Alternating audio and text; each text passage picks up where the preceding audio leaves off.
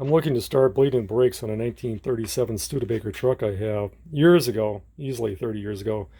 When wanting to do brakes on another vehicle I had, I went and bought a one-man brake bleeder set, which in essence was a tube leading to this small plastic bag that you would hold into suspension above your, or even below, I guess, your wheel cylinder. With this little suction cup, you could fasten it to the side of your fender, and with a hook on here, put it in through this bag, or the hole in the end of the bag, and that way you suspend this bag like this, and the line would then attach to your the outer edge of your brake bleeder screw. Instead, today I'm going to be using a Gatorade bottle in which I've drilled a hole in the end cap, just smaller in diameter than the OD of the tube I'm going to insert into here, down to the bottom of this tube.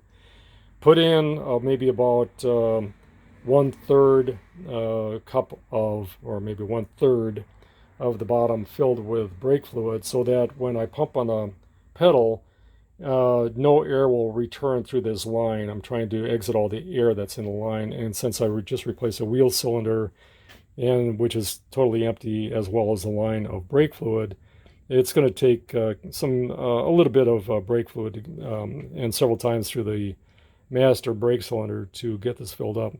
But anyway, there's an extra little hole in here as a vent hole on the side, if you can see it or not. Maybe about 1/8 in diameter. I'm not sure if you really need it or not. The cap's not going to be extremely tight on here, but I'm going to see how this is going to work. But yes, you have to put the end of this tube over each brake bleeder screw. You loosen the screw slightly, not all the way out, but you loosen it out so that brake fluid, when you pump on it, will go through the bleeder screw, through the hose, down into the bottle. And you keep doing that until hopefully 7 to 12 pumps of the pedal in the case of the right brake, since I took the wheel cylinder out. But the rest shouldn't take that much because they already have brake fluid in them. So I'm going to go on to bleeding the brakes.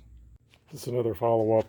You can see the fluid that I put in the bottom of this with the hose extended down into the bottom of the container. This end will slip again over to the end of the needle bleeder screw, sorry. And let me see a couple of things. One, this Studebaker, the bleeder screw is actually smaller in the two rear drums as it is in the front drums. It took a 1/4 inch wrench in the back and a 3/8 wrench in the front to loosen up the screws. I've done, according to all information that's ever been done, when you're doing the brakes, for some reason or other, they always ask that you do the most extreme from distance wise from the master cylinder first, then follow the second one, and so on. In the case of the Studebaker Dictators and the Coupe Express truck, the master cylinder is underneath the floorboards, directly underneath where the driver's probably right foot would be reaching for the brake pedal and so on. So you can see the opening in the floor. I have done 3 and got brakes up. I actually have brakes, the 3, but I haven't done the one where I replaced the wheel cylinder, so that's on to next. You can see this bottle is approaching, well, full. I've got enough room in there yet to still do the other drum, I believe. There should be fluid that is probably being pumped up to that through the line. I'm not sure how much. I'll know as soon as I open up the bleeder screw.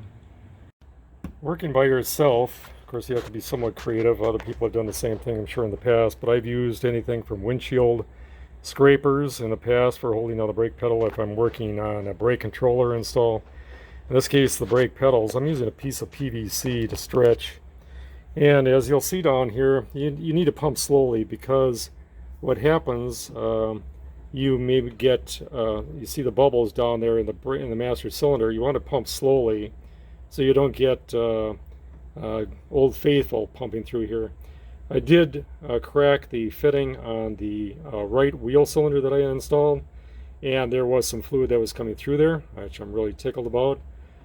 So I'm now pumping this up, and as I can see right now, this brake pedal, I'm having a hard time pressing it to the floor, so that's a good sign because I'm getting pressure in here. With the line cracked open slightly, it will depress slowly, but I'm going to get this to a point where I can lodge the end of this PVC pipe to the seat. In the past, I've used a piece of 2x6 in here also, but this should be sufficient for it to not back off.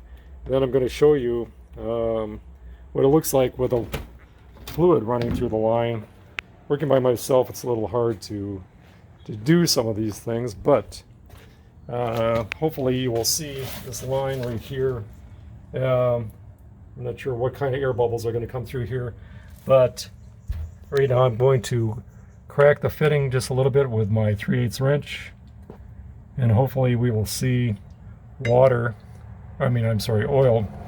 brake fluid, oh darn it, going down into this container, and I'm not sure if you can see it or not, the bubbles.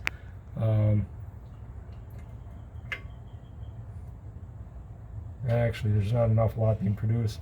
There's a few, but that's what you're trying to eliminate. Now, other people I've seen have gotten full pressure on this. I think all you need to do is get some of the air to escape, and then you tighten the nut back up again, and that should be adequate for, in the past that I've done it anyway, should be adequate for getting the air sufficiently out of the line so that you get pressure. You're pumping on this. I'm leaving it open actually just a little bit, and what I'm going to do is I'm going to do another few pumps on this, and then I'm going to shut the fitting. Actually just got done pumping the brake pedal a couple more times. I didn't have to put any more fluid in it, but one of the other reasons why I left the outer drum off of this is to see whether or not the fix I had done to the wheel cylinder was holding, which it is. There's no fluid leaking out here, which I'm really happy about. Nothing from any of the other fittings, so that's good. And so what I've done is from start to finish with this, I did lose some fluid as I was pouring it into the master cylinder, even though I was using a funnel once in a while. But you can see this is dirty fluid that's going to be discarded. Brake fluid should be clear. They recommend that every couple of years, no matter what vehicle that you have, that you change out your brake fluid. Well, how many people actually do? Synthetic or otherwise, does get contaminants in there. Water is a big one where brakes can fail, but quite honestly, unless something actually ruptures a line on any vehicle I've had, car, truck, or motorcycle, I never deal with that kind of stuff. So something like this where a wheel cylinder has been replaced, or you replace a flex line or a brake line somewhere in the line, you will have to bleed your brakes. This procedure worked well for me. It took less than 30 minutes. One other thing I was going to point out is, if you ever do brake repair all the way around, be smart about it instead of parking too close to a wall, because unless you're spry, flexible and everything else, I had to take the wheels off where it sits, as well as the brake drum and everything else. Unfortunately, I was able to get to it, but it'd be a heck of a lot easier when things are a little bit more exposed. Just an FYI. We live and we learn.